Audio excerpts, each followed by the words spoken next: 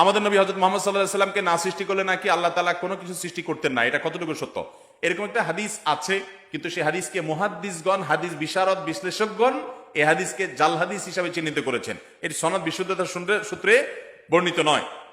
লাউলা লাউলা খুলিকতু লামা খুলিকাতিল আফলাক, নবী সাল্লাল্লাহু আলাইহি সাল্লাম যদি সৃষ্টি না হতেন আসমান জমিন সৃষ্টি হতো না। ভাইরা আমার, নবী সাল্লাল্লাহু আলাইহি সাল্লামের মর্যাদা বলার জন্য মিথ্যা হাদিস বলার কোনো দরকার নাই। কিতাব পড়বেন কোন সময়? সারা রাত্র থাকেন হোয়াটসঅ্যাপে, কিতাব পড়বেন কোত্থেকা? সারা রাত্র থাকেন চ্যাট করতে, কিতাব পড়বেন কোত্থেকা? সব ছাড়েন, কিতাব পড়েন, সব পাবেন। চিনেনই তো না রসুল, আপনি মুহাম্মদুর রাসূলুল্লাহকে আপনি চিনেন না। হায় হায় হায় হায় হায়। শুধু রশিদ আহমদ গঙ্গুহি রহমতুল্লাহ আলাইহি ফতোয়ায়ে রশিদিয়ার শুরুতে লেখছেন, অক্ষর মওযু হতে পারে, কথা অর্থ সহি, অর্থ সহি উঠান ফতোয়ায়ে রশিদিয়া, ওইখানে লেখা আছে।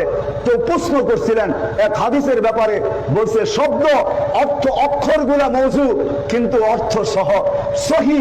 লাউলাহু লামা খালাকতুল আফলাকা কুল্লা, যেই নবীর রহমতের ছোঁয়া না আল্লাহ দিলে কিছুই হতো না। এটাই সত্য। আপনি মানেন আর না মানেন, পড়েন কিতাব।